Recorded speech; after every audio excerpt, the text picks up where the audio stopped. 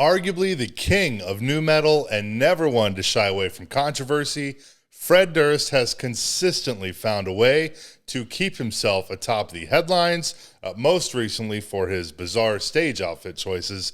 However, back in the day, it was for a whole different reason: feuds. From everyone from System of a Down to Britney Spears to Eddie Van Halen, of all people, Fred Durst has publicly duked it out with the best of them. So today I figured, you know what? Let's do a sort of retrospective, I guess, on everyone that Fred has publicly feuded with, or at least as many as we have time for, because the list is quite long, so this could take a while, so let's dive in.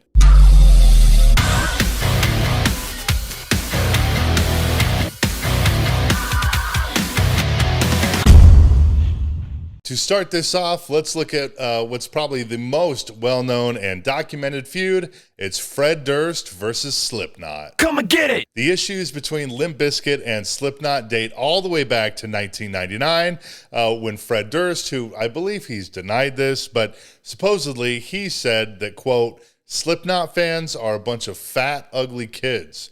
Fast forward to February 2000, when Slipknot members Corey Taylor, Joey Jordison, and Sean Cran were on Australian TV, and they were asked by an audience member if there was any rivalry between Slipknot and Limp Bizkit, to which Corey replied, You would have to ask the Limp Bizkit question. All right, I'm going to go on record right now. Are you guys ready? Yes. Are you guys ready? Limp Bizkit, somebody in Limp Bizkit had the audacity to say to one of our good friends, who's a very reliable source, that Slipknot fans are nothing but a bunch of fat, ugly kids. You know what? Hold on a second. You know what I said to that? Hold on a second. Hold on. I want to tell you what I said to that. One, I'm a fat, ugly kid. Two, Slipknot fans, for the most part, enjoy all kinds of music, like Limp Bizkit, maybe. So what you're basically saying is that your fans are fat, ugly kids too? Is that what you're trying to say to me, Mana? Huh? Is that what you want to say? You want to talk shit on the people that you care about, man? We will come here and we will kill you! Just a few months later, in June that year, Corey would maybe calm down a little bit on his stance on Fred, but by claiming that Fred is not really an artist and that his music is prepackaged. Check it out. Fred Durst is a great businessman, but he's not an artist. I don't feel that from him. I don't give a fuck if he's got $10 gajillion. He is not an artist to me. And, you know, it has nothing to do with him as a person. It is what he is doing. He is pre-packaging, and he is he's processing music that a lot of kids see. Despite this, around the same time, Fred would compliment Slipknot's music, saying, quote, Man, this band is super fat, man. We don't even know them.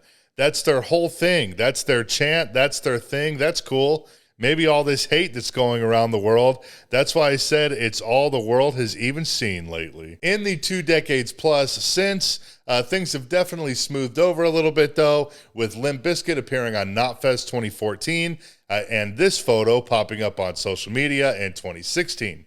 Hell, even in 2021, upon the tragic passing of former Slipknot drummer Joey Jordison, Limp Bizkit paid tribute to Joey at a show that they were playing in Slipknot's native Iowa. Here's the clip. Slipknot's from somewhere around here, aren't they? Somewhere.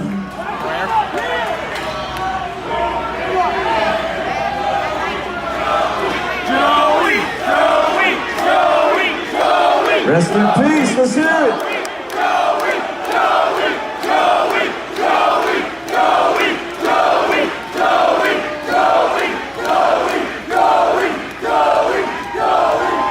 That's beautiful. Life is short and it's always fleeting. So, man, let's just remember all we are is right now. Let's make the most of it. Let's make it fucking awesome. You never know, man. You never know. Quick sidebar before we move on to the next one, though. While I was doing some research for this video, I came across this photo that's up on the screen now that is Corey Taylor with Michael Starr of Steel Panther and who appears to be Aaron Lewis of Stained and Fred Durst from Limp Bizkit. That's kind of the perk of one of the perks of doing these videos is coming across things like this that I've never seen before. It's a really, really cool photo. And also I came across this picture, what I'll put up on the screen now, of Slipknot. It's fan-made art of Slipknot crucifying Fred Durst, which is pretty insane. Yeah, I mean, finding this stuff is just incredible. I love it. Anyways, probably one of the most shocking and strange ones on this list, maybe even the most shocking and strange. It's Fred Durst versus Eddie Van Halen. Come and get it! While the altercation took place in 2001, it wasn't publicly known until 2020 when filmmaker Andrew Bennett released his photo book, Eruption in the Canyon, 212 Days and Nights with the Genius of Eddie Van Halen, which is like a photo coffee table book that documented the band's reunion from 06 to 07. As the story goes, Limp Bizkit guitarist Wes Borland had just left the band in 2001, and during a music industry party, Fred and Eddie ended up meeting each other with a record label exec then suggesting that the two work together, to which Durst replied, as according to Bennett, "That would be hilarious. The greatest guitar player ever plays with the worst band ever." And then, of course, Eddie actually obliged them, saying, quote, "Fuck it, let's jam." The two eventually did get together to jam, but unsurprisingly, allegedly, Eddie was unhappy with how it was going, supposedly making the comparison, quote, "being a scholar amongst kindergarteners." Eventually, Durst and his other band members, sans Borland, of course, began smoking, which Eddie wasn't a fan of, I guess. So he left, but accidentally left his gear at the house of Durst. After trying to reach Fred for a couple of days to no avail, Eddie decided that he was just going to take matters into his own hand. And according to the Eruption in the Canyon author, Andrew Bennett, quote, "Eddie once bought an assault vehicle from a military auction. It has a Shine gun mount on the back and is not legal. Eddie drove that assault vehicle through LA into Beverly Hills, then parked and left it running on the front lawn of the house Limp Bizkit was rehearsing in. He got out wearing no shirt, his hair in a samurai bun on top of his head, his jeans held up with a strand of rope, and combat boots held together by duct tape, and he had a gun in his hand." Telling the story now from Eddie's perspective, he continues, "That asshole answered the door. I put my gun to that stupid fucking red hat of his, and I said, 'Where's my shit, motherfucker?' That fucking guy just turned to one of his employees and starts yelling at him to grab my shit." Bennett concludes, Eddie Van Halen stood on the front lawn of a residential home in Beverly Hills in broad daylight, smoking a cigarette while holding a gun on Fred Durst as he went back and forth from the house to the assault vehicle, lugging amps and guitars. On to what is likely far and away the most publicized feud on this list, even more than the Slipknot one. It's Fred Durst versus the one and only Britney Spears. Come and get it! Eventually becoming a media circus in the early 2000s, this all started when the two actually briefly were working together, I guess when Britney decided to go in her edgelord and training phase. And hey, who better to look up to at that time than Fred Durst? Anyways, around the same time, this is 2003, Fred and Britney were spotted being out together, which of course is really what amplified these rumors. And while Britney has always pretty much denied this, Fred has hardcore repeated that this is in fact the truth. They definitely had a relationship, and he most certainly wants you to know that he was in fact in a relationship with Britney Spears. According to a 2003 interview with Durst on the Howard Stern Show, the collaboration, I guess as we'll call it, came together when, quote, "her management called and I thought, she's pretty hot. I've always had this thing for her. We'll see what happens. I wrote these songs and I said, just sing what I sing and I'll mute my voice." Obviously, a big part of the Stern Show back in those days was to reveal every single detail that you possibly could about your sex life. And when Fred was inevitably pressed about this, his relations with Britney, as we'll say, and if they were even true, he responds, quote, "I swear on my son Dallas's baby blue eyes, I was telling the truth. This relationship went on for a little while. That's what's pretty unbelievable about this crap she's saying. as he is referring to a statement from Britney's team that said Fred was playing kiss and tell, although doing a lot more telling than kissing. As for their quote-unquote relations, Fred says that one night Britney showed up late to the studio wearing a see-through shirt and then invited him back to her place. And as for what happened when he got to her place, he decided to quote some lyrics from a then unreleased Limp Bizkit song, which were, quote, "Ain't it funny, scared to admit it, very first night made the limp dog hit it." Jesus. Now look, I mean, I get it, it's Limp Bizkit, but why would you want to refer to yourself as the limp dog? I mean, that implies the opposite of what you're going for, in my mind at least, but what the hell do I know? I will never be as cool as Fred Durst, I guess. Britney hardly made reference of Fred at all during this time, with really the only instances being on TRL, when she said that Fred was not her type.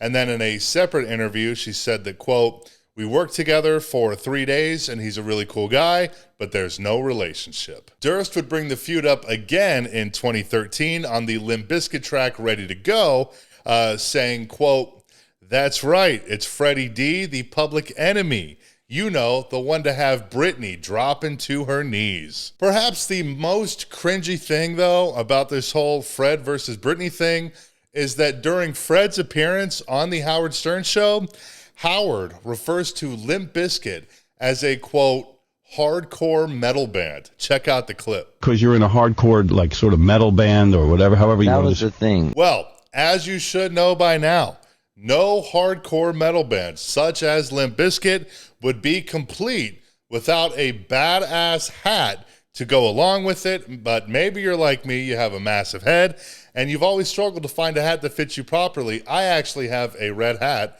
that I was going to wear for this to channel my inner Fred Durst, but I could not find it. But either way, if your head is too big to wear a normal size hat, just like me, check out Mammoth Headwear. I am actually wearing a Mammoth Headwear hat right now. It really does fit like a dream. I'm talking like sometimes even at the store, like Lids or whatever, a size 8.5 would not even fit me. If you go to their website, mammothheadwear.com, use code Logan at checkout for 10% off your order. It's not just hats either. It's shirts, hoodies, beanies, all that kind of stuff. And I do believe that they do have some red hats. So Mammoth Headwear is the undisputed place to go if you have a massive head like I do. Next up, the feud that, at least to me, is probably the least shocking of all. Fred Durst versus Marilyn Manson and Trent Reznor. Come and get it! Things started when Trent fired shots at Fred during a chat with Kerrang way back in the day, saying, quote, "It's one thing if you know your place, like, hey, I'm an idiot who plays shitty music, but people buy it. Fuck it, I'm having fun. But it's another thing when you think you're David Bowie after you've stayed up all night to write a song called Break Stuff." I mean, Fred Durst probably spelt the word break wrong the first couple of times. Fred Durst might be a cool guy. I don't know him. But his quote-unquote art, in the word's loosest sense, sucks. Around that same time, Reznor would go on to release the track Starfuckers Inc., with the video being directed by Marilyn Manson. This is after the two had patched things up, at least temporarily. And the two had this to say during a joint interview together. We don't want to make a video that seemed like we're bitchy because Limp Bizkit's doing better than we are in their minds.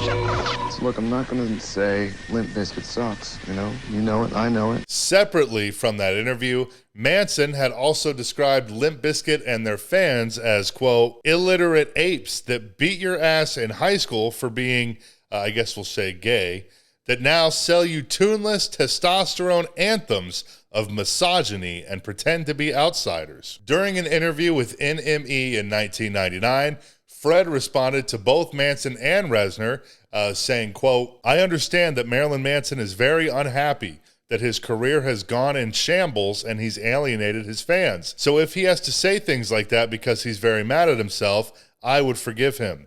And Trent Reznor's in the fucking same boat. Trent Reznor is obviously unhappy with how he's alienated the world, how long he took to make a record, and how he thought he was immortal. We're just here doing what we do, and we have nothing to say about anybody.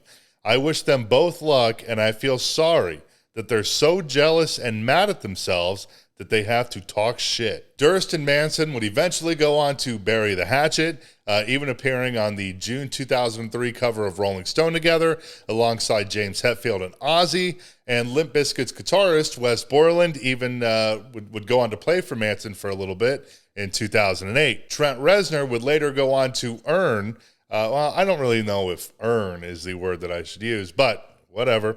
He would earn a writing credit on the song Hot Dog, with Reznor recalling to NME, Fred lifted choruses off 3 or 4 songs of mine, then when his record was going to print, realized, fuck, I'd better ask permission first or I might get sued.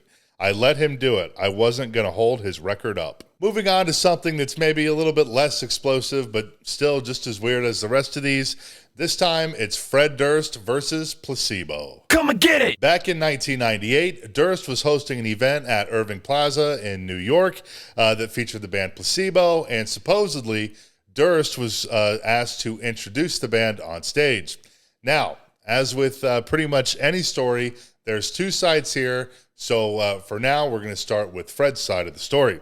According to Fred, in a 2001 interview with Rolling Stone in Australia, quote, I was on the side of the stage and the singer comes and pushes me and says, get the fuck out of here. And I'm like, I'm just here because I was asked to introduce you. And he's like, I don't give a fuck who you are. Get off my stage, or whatever the fuck he was saying. So I guess he didn't know I was from Limp Bizkit and I was introducing him. So then I went up and introduced them and had the whole crowd chanting, Placebo sucks, at their own show. And he said all types of crazy shit. He was just really rude, and all the people I know who have talked to him say he is really rude. So it wasn't as if I'm the only one who has thought that. Regardless of how good a band they are, their singer is just out of his mind. Now, according to an interview with Placebo singer Brian Molko with NY Rock in 2001, when asked about this incident, this is what he had to say. It all happened at the New York K-Rock Live show, and personally, I think it's quite a funny story, and Durst is a complete psycho who fancies himself too much. Anyway, Kid Rock was supposed to open for us, and this, well, Fred Durst was presenting as some sort of conferencer or something. Unfortunately, nobody told us. Also, nobody bothered telling us that Kid Rock picked up 2 strippers along the way and that he had his rapping midget Joe C. and Pony with him on stage. It was unbelievable. Even the Pony had its own dressing room. Honestly, we thought they were taking the piss. I mean, who wants to go on stage after a rapping dwarf, something with hooves, and a couple of strippers, especially in front of a bunch of homophobic Americans? Then Durst strolled on stage to announce, really made a great entrance, and our tour manager lost it and yelled, "Who the fuck are you?" Poor Freddie didn't find it particularly funny, and after our gig, he freaked out completely.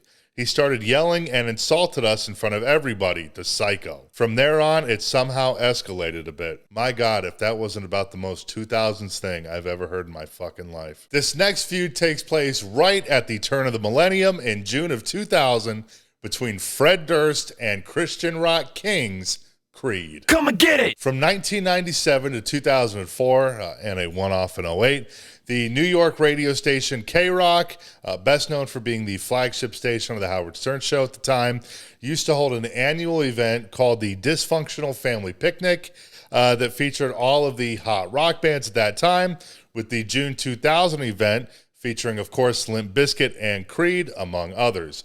Dysfunctional Family Picnic is a very fitting name for any event that had Limp Bizkit on it back in the early 2000s. Come on. I guess Limp Bizkit were an hour late to the stage, and then when they finally got on stage, Fred decided to stir the pot even more, I guess kind of randomly calling out Creed frontman Scott Stapp over who knows what during the opening riff to Break Stuff, saying, I want to dedicate this song to the lead singer of Creed. That guy's an egomaniac. He's a fucking punk. And he's backstage right now acting like he's fucking Michael Jackson.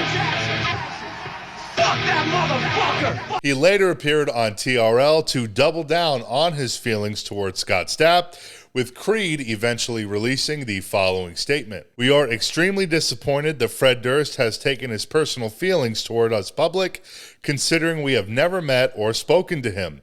We are more disappointed that Fred is manipulating the media and the truth by using Creed as a scapegoat for his own immature and egotistical actions. They also went on to say that the reason Limp Bizkit was late going on stage at that festival was because, quote, Fred finally agreed to play only after he finished his dinner. Things would end up coming to a head when Stapp would end up challenging Durst to a charity boxing match, which, oh my God, this would have just been so fucking incredible if it happened. Although Fred ended up declining, saying, quote, Creed should take a hint and spend more time signing autographs than writing about me. The boxing match sounds like fun, but I'd rather not resort to violence since I'm busy doing a free tour, which was the Back to Basics tour in July 2000 with Cypress Hill. Clearly, the Break Stuff lyrics are not, they're just fiction. They don't actually describe Fred. Creed also expressed distaste over the way Fred handled a record deal offered by him to an up-and-coming band at that time. Fred, during those days, was the senior VP of A&R at Interscope. And that leads us to the next feud here. Well, two feuds, really. It's Fred Durst versus Taproot and System of a Down. Come and get it! I actually just had the singer of Taproot, Stephen Richards, on just like a week ago or so. And he goes into a little bit more detail on this, so you can check that out. I'll put a link down in the description if you want to watch that interview. But the gist of it is that Taproot sent some demos to Fred at the time. He liked them and ended up offering Taproot a label deal, but it was really only a demo deal, which then prompted Taproot to shop around for a better offer. Not really that big of a deal at all. At the same time, Taproot had made friends with System of a Down, who helped them out a little bit, which ultimately led to Taproot getting a deal with Atlantic Records.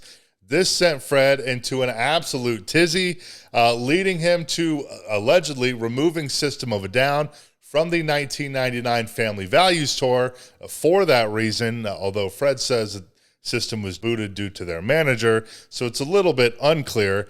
But he also, and this is very clear, he left this now infamous voicemail for Taproot's Stephen Richards. Take a listen.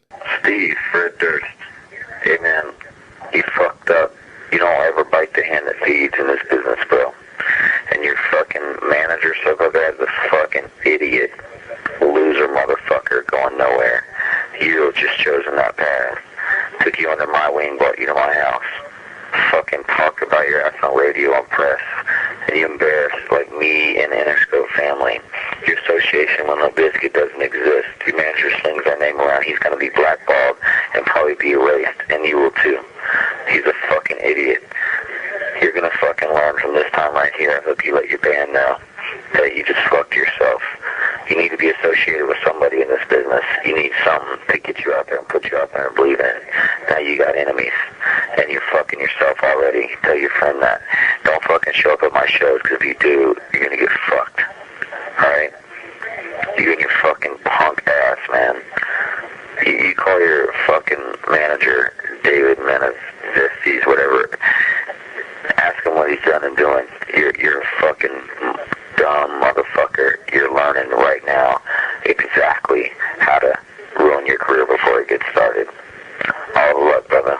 Fuck you. Here we are now, just one left before we wrap this one up. And, you know, this still just does not make any sense whatsoever. It's Fred Durst versus Insane Clown Posse. Come and get it! In October 2018, at the Rock Allegiance Festival in New Jersey, Limp Bizkit was finishing up their cover of George Michael's Faith when, well, you know what?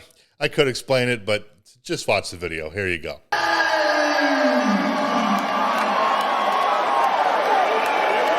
What a pussy, finish pull it off.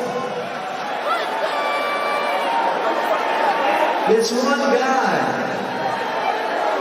Calm down, it's one guy. Well, it's two guys.